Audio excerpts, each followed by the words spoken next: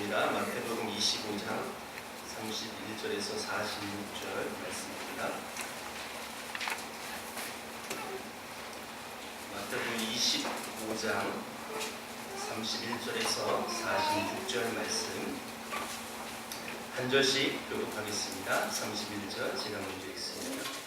인자가 자기 영광으로 모든 천사와 함께 올 때에 자기 영광의 보좌에 앉으리니 모든 민족을 그 앞에 모으고 각각 구분하는 일을 목자가 양과 염소를 구분하는 것 같이 하여 양은 그 오른편에 염소는 왼편에 두리라. 그때의 눈이 그 오른편에 있는 자들에게 이르시되 내 아버지의 고난을 전하여 나와 창세부터 너희를 위하여 예비된 나라를 상속하라. 내가 줄일 때에 너희가 먹을 것을 주었고 목마를 때에 마시게 하였고 나그네 되었을 때 영접하였고 헐벗었을 때 옷을 입혔고 병들었을 때 돌보았고 옥에 갇혔을 때 와서 보았느냐. 그의 의인들이 대답하여 이르되 주여 우리가 어느 때에 주께서 줄이신 것을 보고 음식을 대접하였으며 목마르신 것을 보고 마시게 하였나이까. 어느 때에 나그네 계신 것을 보고 영접하였으며 헐벗으신 것을 보고 입히였느냐. 어느 때에 병드신 것이나 옥에 갇히신 것을 보고 가서 배웠나이까 하리니 인물이 대답하여 이르시되 내가 진실로 너희에게 이르노니 너희가 여기 내 문제 중에 죽기 작은 자 하나에게 한 것이 곧 내게 한 것이냐 하시고 또 왼편에 있는 자들에게 이르시되 저주를 받은 자들아 나를 떠나 마귀와 그 사자들을 위하여 예비된 영원한 물에 들어가라. 내가 줄일 때에 너희가 먹을 것을 주지 아니하였고 목마를 때에 마시게 하지 아니하였고 나그네 되었을 때 영접하지 아니하였고 헐벗었을 때에 옷 입히지 아니하였고 병들었을 때와 옥에 갇혔을 때 돌보지 아니하였느니라 하시니 그리고 대답하여 이르되 주여 우리가 어느 때에 주께서 줄이신 것이나 목마르신 것이나 나그네 계신 것이나 헐벗으신 것이나 병드신 것이나 옥에 갇히신 것을 보고 분명하지 아니하리까. 이에 임금이 대답하여 이르시되 내가 진실로 너에게 이르노니 이 자극히 작은 자 하나에게 하지 아니한 것이 곧 내게 하지 아니한 것이니라 하시니니 그들은 영원에 그들은 영생에 들어가리라 하시니라. 아멘. 종말이라는 부분을 어찌 보면 우리 교회 지금 전 수요 예배나 주일 예배나 계속 연관돼서 하는 주제가 지금 종말인데요. 다니엘서가 그랬고 또 새롭게 데살로니가 전서를 시작하는 이 시작점에도 종말, 재림 이런 부분이 계속 단에서 말씀이 선포되어 있습니다. 이번 기회에 여러분 종말에 대한 부분이 여러분들 머릿속에 잘 성경적으로 자리매김했으면 좋겠고 이 종말에 대한 부분들이 여러분들이 잘 인식이 되어진다면 요즘 판치고 있는 이단들의 유혹에 현혹되지 않을 것입니다. 이런 신앙자들이 잘 이 말씀을 이 시간을 통해서 잘 준비되는 시간이 되었으면 좋겠어요. 종말이라는 것은요 인류 역사의 마지막 시점, 그러니까 포인트를 얘기해요. 종말이라는 단어는 마지막 시점을 얘기합니다. 여러분 말세라는 말도 하죠. 말세라는 것은 포인트, 어떤 시점이 아니라 말세는 기간을 얘기하는데 그 말세의 기간이 언제냐? 예수님의 초림부터 시작해서 재림까지. 다시 말하면 1세기도 말세고요. 21세기를 살아가는 우리에게도 말세입니다. 그러니까 이 말세라는 것은 굉장히 긴 기간을 얘기하고 있는 거죠. 자, 말세 지말이라는 말을 해요. 종말이 다가온 지점 이렇게 이제 표기 하는데, 자 종말이 가까워진 때를 우리가 말세지말이라고 말합니다.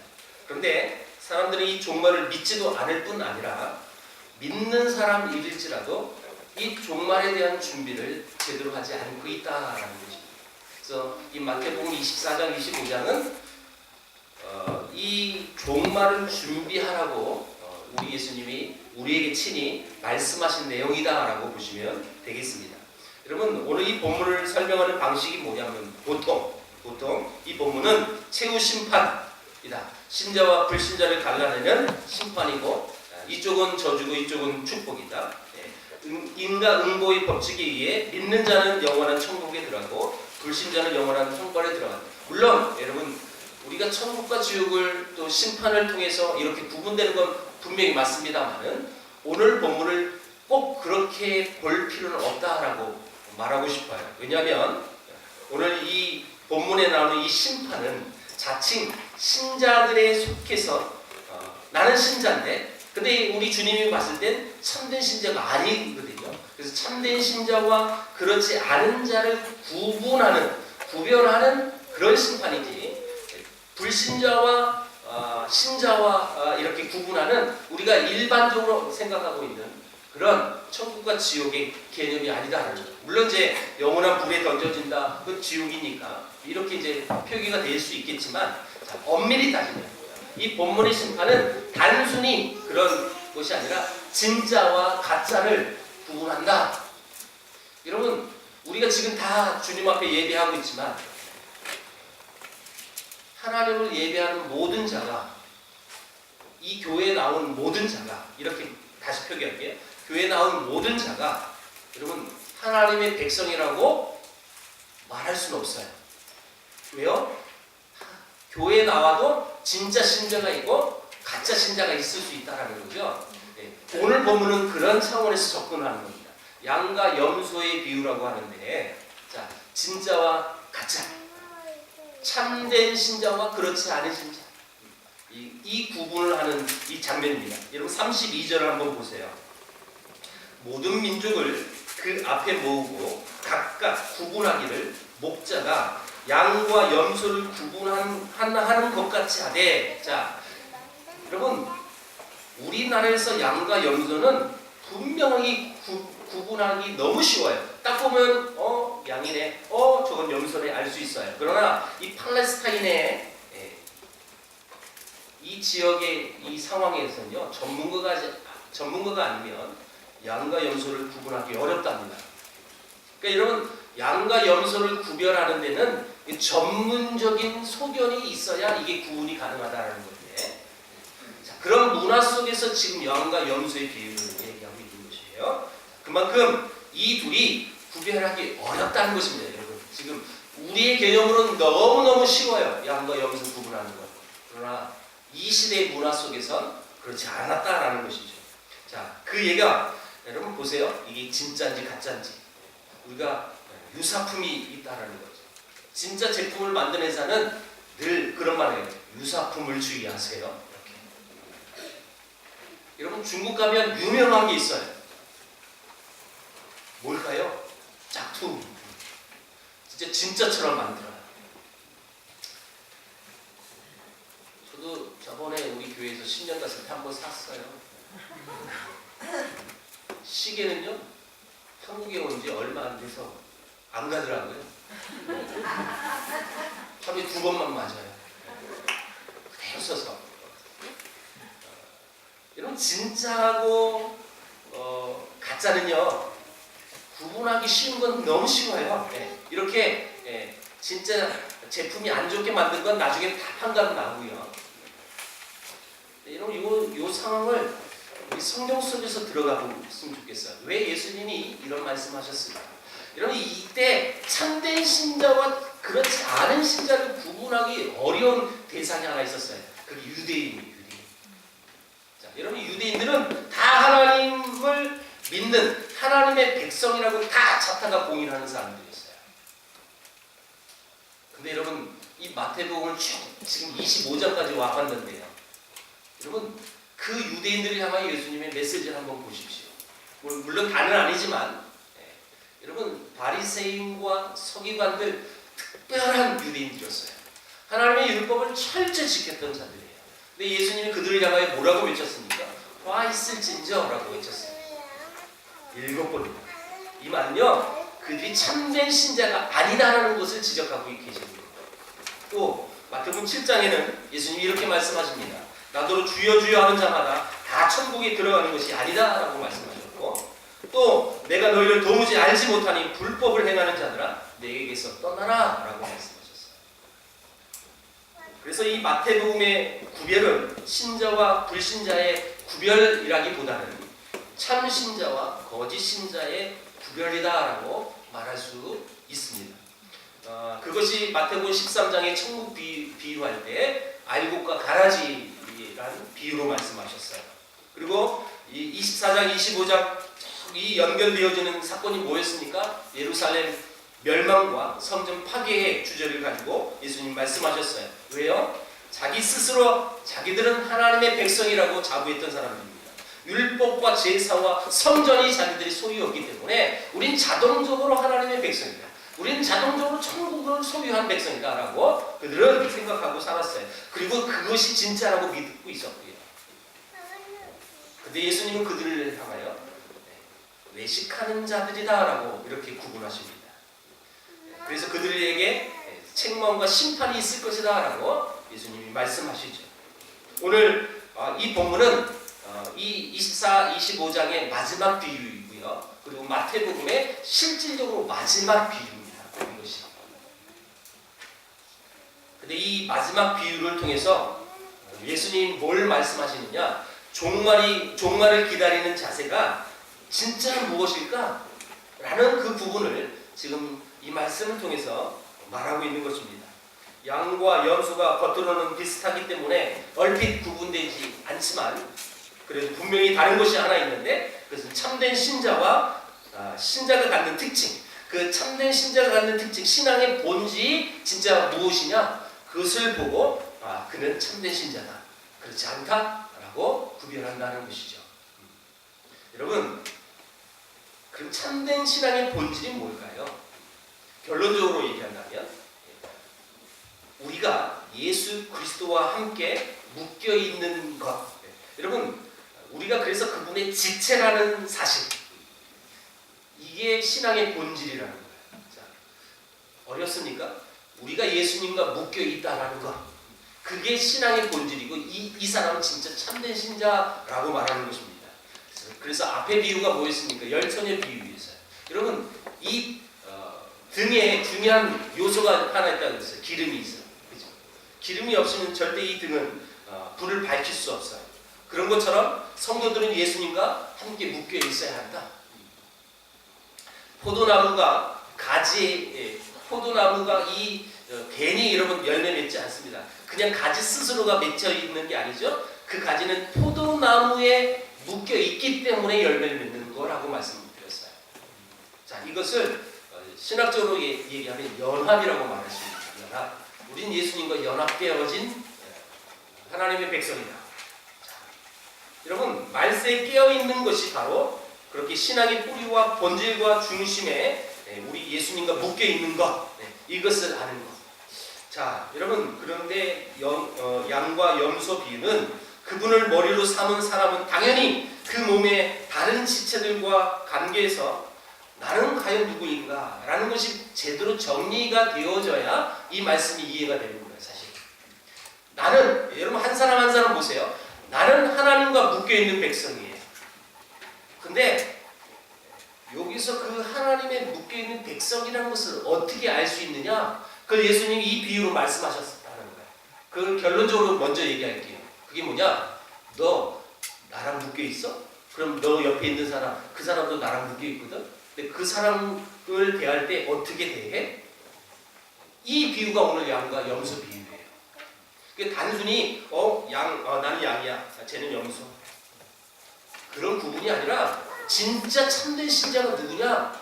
그 구분점, 여러분 찾아내는 방법이 뭐냐면 너 나 믿는다고 그래? 말은 믿는다고 하지. 근데 너 옆에 있는 지체에 걔도 내 백성이거든? 근데 그 백성을 넌 어떻게 대해?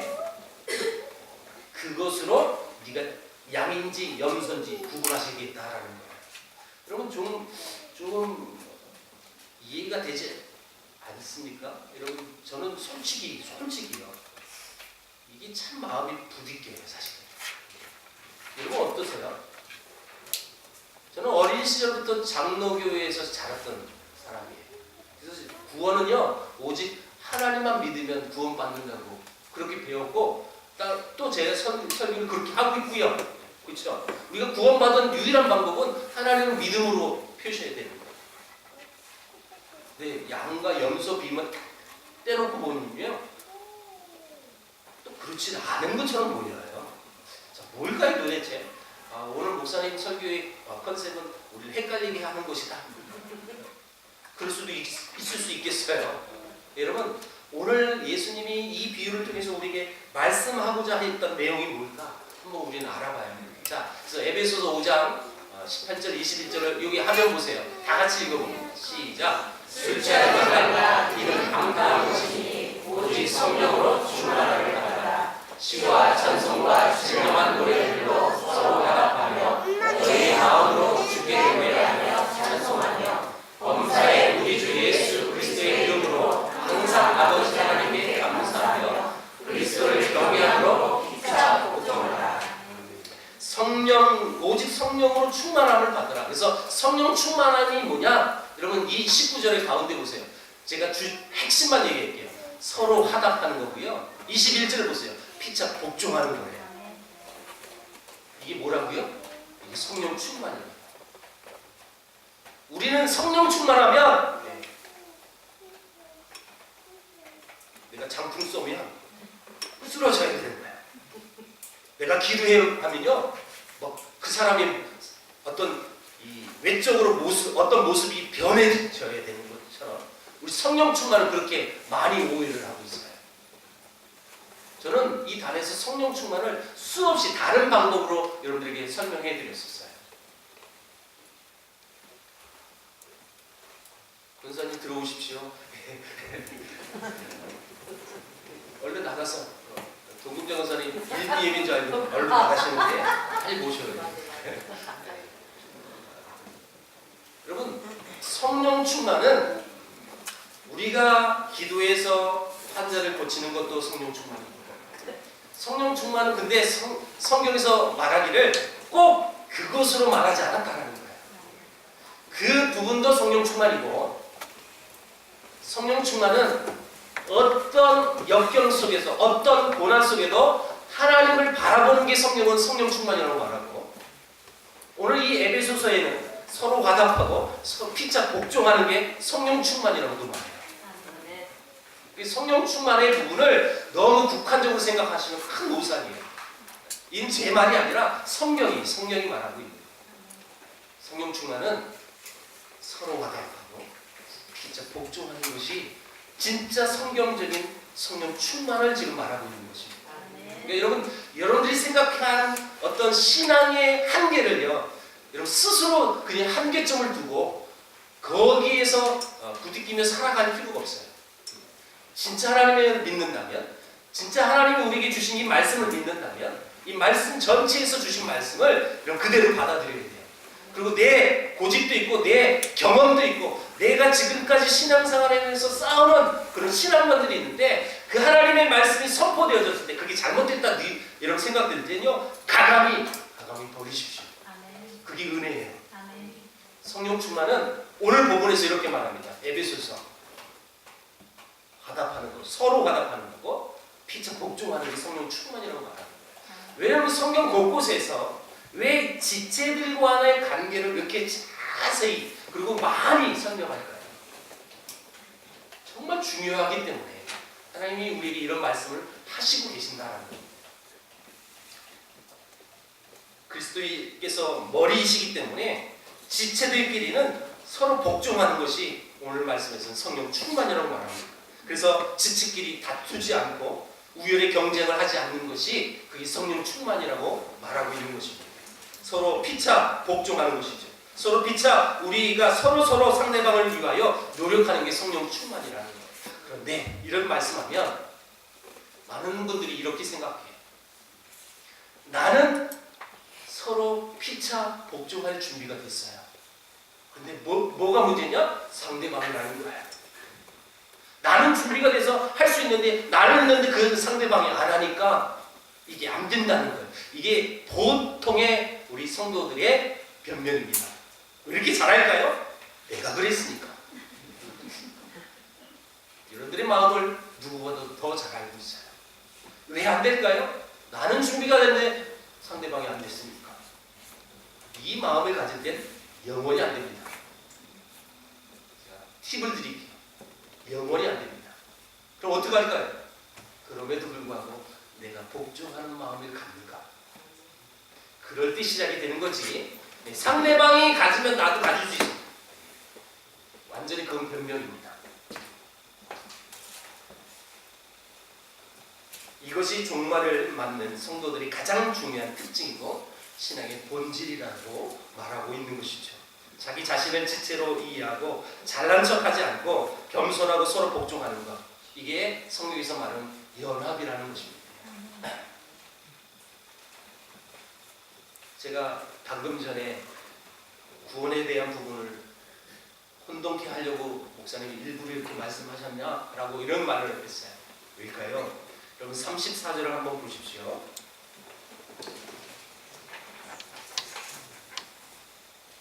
그때 임금이 그 오른편에 있는 자들에게 이르시되 내 아버지께 복 받을 자들이여 나와 창세로부터 너희를 위하여 예비된 나라를 상속받으라. 자, 그 이유를 35절부터 설명하는 거예요. 그 이유가 내가 줄일 때에 너희가 먹을 것을 주었고 목마를 때에 마시게 하였고 나그네 되었을 때 영접하였고 벌벗었을 때 옷을 입혔고 병들었을 때 돌보았고 옥에 갇혔을 때에 와서 보았느니라. 여러분 하나님의 나라를 상속받을 자들이여 이 나라를 상속받으라 이유를 소개했는데 내가 줄일 때 목마를 때 나그네 되었을 때 벌벗었을 때 병들었을 때 여러분 그랬을 때 나를 돌봐줬기 때문에 이 상속을 받으라라고 이렇게 말하고 있는 거예요. 그런데 이 말을 들은 사람들은 그 사실을 전혀 모르고 있다라는 거예요. 그래서 질문하죠. 아니 주님 우리가 언제 우리 주님을 그렇게 숨겼나요? 나는 그런 적 없는데요. 했더니 40절 읽어봅니다. 40절 같이 읽어봅니다. 시작. 임금이 대답하여 이르시되 내가 진실로 너에게 이르노니 너희가 여기 내 형제 중에 지극히 작은 자 하나에게 하는 것이니 곧 내게 하는 것이니라 하시고. 여러분 충격적인 말씀이지 않습니까? 지금 요 맥락만 딱 떼놓고 얘기하면 지극히 작은 자 하나에게 잘 섬기는 사람들이 하나님 나라를 상속받는다는 요 부분만 딱 띄워놓으면 오해는 하지 마세요. 여러분 구원받는 절대 조건은 무조건 하나님을 믿는 겁니다. 근데 왜 그럴까요? 여러분 이걸 종합해보면 이거예요. 하나님을 영접한 그래서 하나님이 나의 구세주다라고 믿음의 고백을 할 수 있는 사람은 우리 주님이 머리 되신 분이에요. 나는 그의 지체고요 연합된 몸이에요. 근데 옆에 동일하게 그렇게 고백한 하나님의 백성이 있는데 그 백성은 나와 동일한 지체이기 때문에 내가 하나님을 대하듯이 예수님을 대하듯이 그 지체들에게도 동일하게 베풀 수 있는 사람이 하나님을 제대로 믿는 것이다 라고 말하고 있는 거예요. 이거 정리하면 그렇다는 거예요. 여러분 믿는 사람이 구제 사업을 많이 해야만 천국 갑니까? 심판의 기준이 그럼 이런 구제 사역입니까? 여러분 이 말씀의 핵심은 이것입니다. 주님은 이 말씀을 통해서 일과 업적에 대한 잘못된 생각을 지금 경고하고 계시는 것입니다. 참된 주님의 일, 참된 주님의 사람은 즉 동료, 지체들에 대한 우리들의 태도가 주님과 동일하게 할 수 있는 사람이 진짜다. 이렇게 말하고 있는 것이죠. 마태복음 10장 40절에 예수님이 이렇게 말씀하셨어요. 너희를 영접하는 자는 나를 영접하는 것이요 나를 영접하는 자는 나 보내신 이를 영접하는 것입니다. 9장에 보면 예수님은 바리새인들의 비난에도 불구하고 세리와 또 죄인들의 친구가 되셨어요. 여러분 아무것도 없는 어부들을 제자로 삼으셨어요. 15장에 보니까 이방 여자와 예수님은 또 대화도 나누셔요. 여러분 왜 예수님은 이렇게 하셨을까요? 이유가 뭘까요? 그들이 모두 하나님의 백성들이기 때문에. 그래서 많은 사람들이 천대하고 사람으로 취급하지 않은 그 모든 지체들까지도 하나님의 백성이라는 사실을 알고 있던 예수님은 자연스럽게 유대인들에게 하듯이 동일하게 하셨다라는 것이죠. 여러분, 지극히 작은 자 하나가 과연 그런 누굴까요? 지극히 작은 자. 여러분, 이 말을 우리가 딱 들을 때 얼굴도 하나도 모르는 사람, 가끔 교회는요 이렇게 뭘 구하러 오신 분들이 참 많아요. 저는요 딱 보면 알아요. 여러분, 제가 신기가 있는 게 아니에요. 저는 서울역 근처에 있는 교회 부교육자를 몇 년 해봤어요. 그래서 딱 교회 오는 사람 딱 보면 파악이 돼요. 이 사람은 돈을 목적으로 용서하십시오, 교회에 뭘 얻어내려고 온 사람이다. 구분이 되더라고요, 저는. 근데 그 가지, 그러니까 핑계를 댑니다. 이래서 제가 좀 돈이 필요해요. 근데 여러분, 패턴만 다르지 핵심은 똑같아요. 돈 주세요, 돈 주세요. 몇 주 전에도 수요일날 끝나고 왔었어요. 근데 저는요, 제가 알아요. 이 사람은 내가 지금 돈 주면 내 지갑에서 돈 빼놔서 좋아하겠지. 다 알아요. 그래서 있으면 줘요, 저는. 근데 그날 없었어요. 그래서 장지산 옆에 정말 재수 없게 있어서 5,000원을 줬어요. 우리 딸이 밖에서 먼저 차에서 기다리고 있는데 그 사람들이 나가는 모습을 보면서 봤대요, 차 안에서. 지들끼리 웃으면서 성공했다는 거죠. 원래 10,000원 뜯으려고 했는데 5,000원밖에 없다고 그래서 5,000원만. 근데 그래도 여러분 1분 얘기하고 5,000원 뜯어냈잖아요. 자기들은 기뻐서 나가는 거예요. 제가 그걸 모를까요? 저는 알아요. 근데 처음에는요, 옛날에는요, 정말 젊을 때는요, 그게 정말 얄미웠어요. 그것들은 열심히 일하지 않고 왜 교회 와서 맨날 뜯어갈까? 이런 분개가 저에게 좀 있었어요. 근데 세월이 가고 좀 짬밥이 되니까요. 내가 이렇게 속아주니 너 기뻐하겠지? 너 그 돈 가지고 너무 좋아하겠지? 저는 진짜 우리 아내 몰래 준 돈도 많아요. 예전에는 전주에서 강의하고 터미널에서 기다리는데 어떤 젊은 두 커플이 와가지고 지갑을 잃어버렸대요. 뻔하거든요, 이 스토리. 부산에 가야 되는데 차비를 좀 꺼달래요. 줬어요. 그래서 전화번호를 남겨달래요. 자기들이 갖겠다. 혹시나. 그래서 해봤어요. 전화 안 받아요.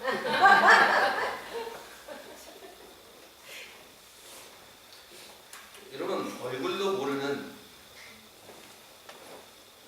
난생 처음 보는 사람, 지극히 작은 자가 그런 대상일 수 있어요, 여러분. 여러분, 큰 틀에서 그런 사람들 저는 알지만 그래도 속아줘요. 실제로 우리 교회에서도 몇 번의 그런 사건들이 있었고, 저는 사석에서 다 그런 얘기를 좀 우리 성도들에게 좀 나눴습니다. 저 다 압니다. 알지만 줍니다. 그분은 그 돈 받고 오늘도 성공했네 하고 갈 수 있겠지만 왜 그럴까요, 제가? 그가 지극히 작은 자일 수도 있어요.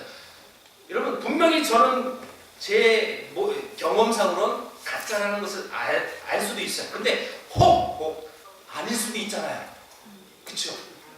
그래서 속아주는 거예요, 사실. 또 한 가지, 우리는 이런 사람들을 자주 만날 상황들은 없어요. 자주 만나고 싶으면 늘 교회에 와 계보셔야 돼요. 그러면 자주 만나요, 여러분. 근데 여러분 주위에서 자주는 못 만날 겁니다. 그럼 내 삶 속에서 지극히 작은 자가 과연 누굴까요? 난생처럼 얼굴을 처음 보는 사람도 있을 수 있겠지만 먼저 여러분 그 범위는 여러분 주위에 있는 사람들, 네, 형제자매일 수도 있고 가깝게는 성도일 수 있고. 여러분, 지극히 작은 자라는 개념은 폭넓게 이렇게 생각하시면 돼요. 모든 성도라고 보셔도 돼요. 모든 성도. 그러면 그 지극히 작은, 내 옆에 있는 지체, 나와 함께 지금 신앙생활하고 있는 이 지체들을 얘기하고 있는 거고, 아주 광범위하게는 모든 사람일 수도 있겠죠. 자, 그렇다면 여러분 그 지극히 작은 자에게 어떻게 대하느냐에 따라서 양이 될 수 있고 염소가 될 수 있다는 뜻인데요. 그렇죠? 그러면 여러분 과연 우리는 어떻게 하면 양이 될 수 있을까요? 그 지극히 작은 자에게 어떻게 해야 합니까? 먼저 여러분 이 작은 자를 좀 축소하면 성도라고 얘기했는데 내 옆에 있는 지체들을 향하여 비난의 대상이 아닌 사랑의 대상으로 가질 때, 이 마음가짐을 가질 때 이게 가능한 것입니다. 교회 안에서는 원수 같은 존재가 없어야 합니다. 성도를 아프게 하는 일은 하지 말아야 하지요. 혹시 그런 일이 혹시 여러분에게 있었다면 회개하셔야 하는 거고, 그리고 애통하는 마음을 가지셔야 합니다. 이게 성경적인 법이에요. 이것이 바로 본문이 말하는 말세에 깨어있는 삶, 준비된 삶이라고 말하는 것입니다. 여러분 이 말세 지말에 살고 있는 이 시대에 살고 있는 여러분들에게 이렇게 말씀드리고 싶어요. 여러분 깨어 있으십시오. 여러분 그 종말을 잘 준비하는 여러분 되기를 축복합니다. 그렇다면 우리 주위의 작은 형제들을 돌보고 불쌍히 여기는 것이야말로 이 시대에 가장 성도들이 가져야 될 특징이라고 말할 수 있는 것이며, 신앙생활을 누가 더 큰 상을 받는가, 누가 더 뛰어난 자인가 경쟁하는 것이라고 오해하며 살면 안 된다라는 것입니다. 왜요? 그것은 염소의 모습이니까. 여러분들이 주님의 우편에 있는 양이라면 이제 우리는 함께 이 작은 자들과 함께 가야 하는 것이고 함께 연합해야 하는 것입니다. 우리가 해야 할 방법. 자, 그러면 이 구체적인 방법이 뭘까요? 구체적으로 이렇게 살아갈 수 있는 방법, 그것은 나누고 섬기고 그리고 베푸는 삶을 사는 것입니다. 참 말은 쉽죠? 말은 참 쉬워요.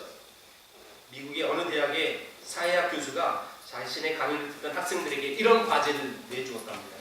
그래서 볼티모어의 유명한 빈민가에 사는 청소년 200명의 생활 환경을 조사하는 일이었어요. 그래서 조사를 마친 대학생들이 청소년들의 각자의 미래에 대한 평가서를 썼는데 그 내용은 거의 동일했어요.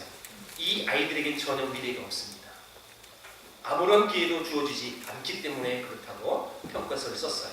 25년이 지난 뒤 또 다른 사회학과 교수가 우연히 그 연구 조사를 보게 되었습니다. 그래서 그는 학생들에게 그 청소년들이 25년이나 지났는데 어떤 삶을 살고 있는지를 연구하는 과정을 내준 거예요. 다른 곳으로 이사 가거나 죽은 사람을 제외한 180명을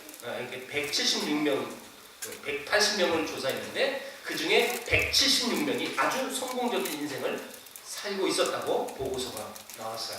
변호사, 의사, 사업가. 25년 전엔 이 빈민가에 살던 이 청소년들은 미래가 없다라고 이렇게 평가서 내용을 썼는데 나중에 25년이 지나고 나서 그들을 조사했더니 다 성공했더라는 거예요. 이런 이 사회학 교수가 너무 궁금해서 이분이 또 개인적으로 찾아봤어요. 근데 이 성공한 사람들의 한결같은 대답이 어떻게 그런 불우한 환경 속에서 성공했습니까? 했을 때 동일하게 이렇게 대답을 합니다. 선생님 한 분 때문에요. 그래서 이 교수는 수소문 끝에 아직 생존해 있는 그 여교사를 찾아가서 물었습니다. 도대체 어떤 기적적인 교육 방법이었기에 이 빈민촌 청소년들이 이런 성공적인 인생을 살 수 있었을까요? 라고 했더니 그 여교사는 한마디로 이렇게 표현했어요. 저는 그 아이들을 사랑했습니다. 여러분, 옆에 있는 지체들을 사랑하는 여러분에게 축복합니다. 그것이 종말을 대비하는 깨어있는 성도들의 모습인 것입니다. 이게 가능하려면 작은 것을 볼 수 있는 눈이 우리 안에 있어야 합니다.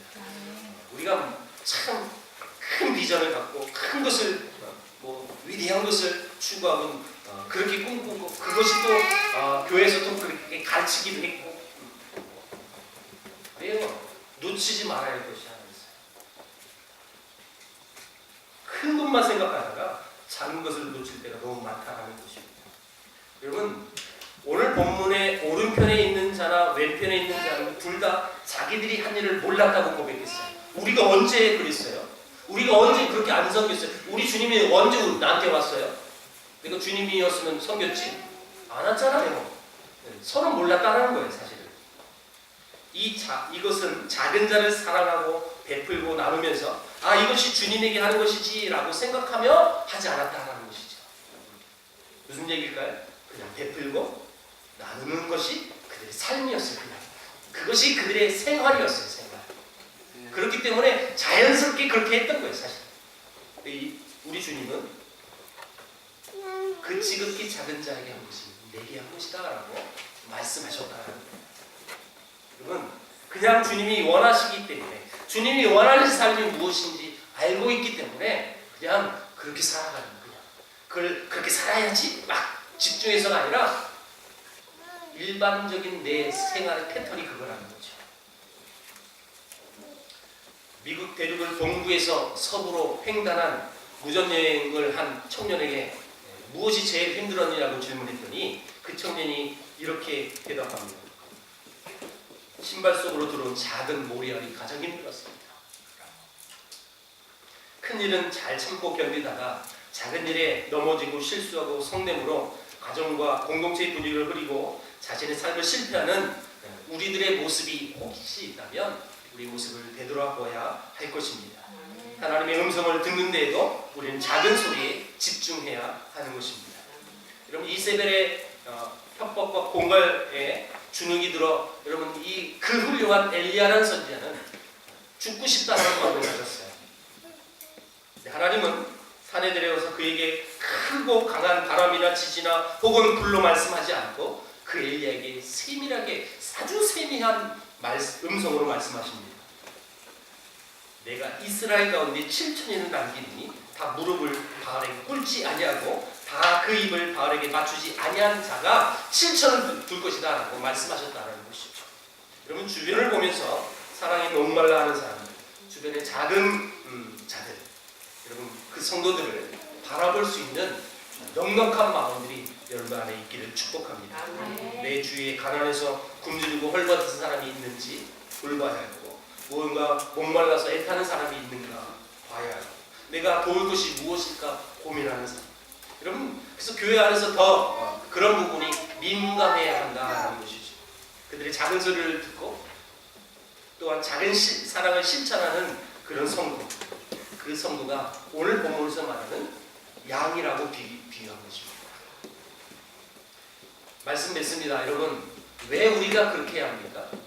주님이 우리에게 그런 사랑을 베푸셨고 그 사랑을 깨달았기에 우리는 그 주님과 연합된 몸이니까 내 옆에 있는 지체도 동일한 나 같은 은혜를 누린 자이기 때문에 여러분 그들을 돌보는 것이 당연하다라고 지금 말하고 있는 것이죠.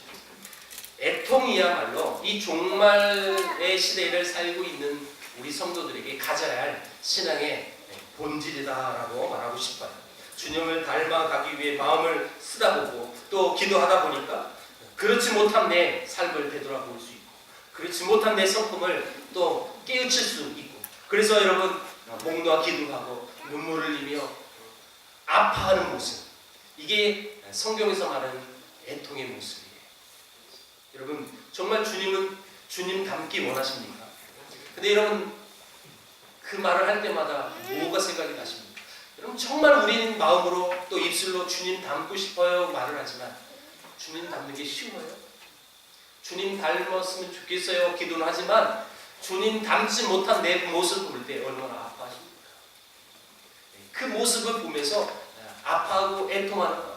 하나님, 더 주님을 닮아가기를 원해요.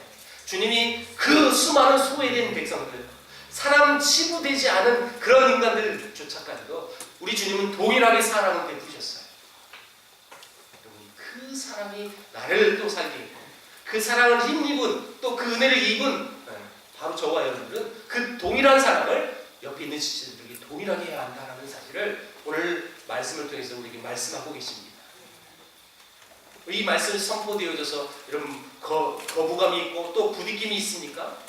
저부터도 이 말씀을 준비하면서 나는 이렇게 따뜻하게 성도들을 돌보는 마음이 있었나? 오늘 아침 교회 일찍 와서 이렇게 보면서 이 말씀 다시 한번 이렇게 묵상하면서 나가는데 나부터 실천하죠. 그래서 아침에 문자 한 통을 하나 보냈어요. 저 스스로도 이 이 말씀처럼 살지 못해요. 사실 세밀하게 한 사람 한 사람 돌볼 수 있는 마음을 갖고 싶지만 실질적으로 내 삶 속에서 그렇게 살아가기 어렵더랍니다. 쉽지 않아요. 여러분, 내 이웃을 내 몸처럼 사랑하는 게 그게 쉬워요. 나는 나를 너무 사랑해요. 근데 내 이웃은 그렇게 사랑할 수가 없어요. 분명 하나님 말씀하셨어요. 하나님을 사랑하냐? 내 이웃도 사랑해. 여러분, 이런 아름다운 사랑을 골고루 펼치며 나가는 우리 세계를 품은 교회가 됐으면 좋겠습니다. 여러분, 그 한 사람 한 사람의 섬김의 모습이, 그 아름다운 귀한 모습이 열방을 살릴 수 있다는 사실을 기억하고 있습니다. 이 사랑, 주님 오실 그날까지 최선을 다하여 끼치며 살아가는 저와 여러분 되길 주의 이름으로 축복합니다. 기도하겠습니다. 하나님 감사합니다. 내 옆에 있는 지체가 얼마나 소중한 지체인지 바로 알게 하시고 모든 사람들을 또 모든 영혼들을 사랑하며 섬기며 베풀며 살아가는 우리 모두 될 수 있도록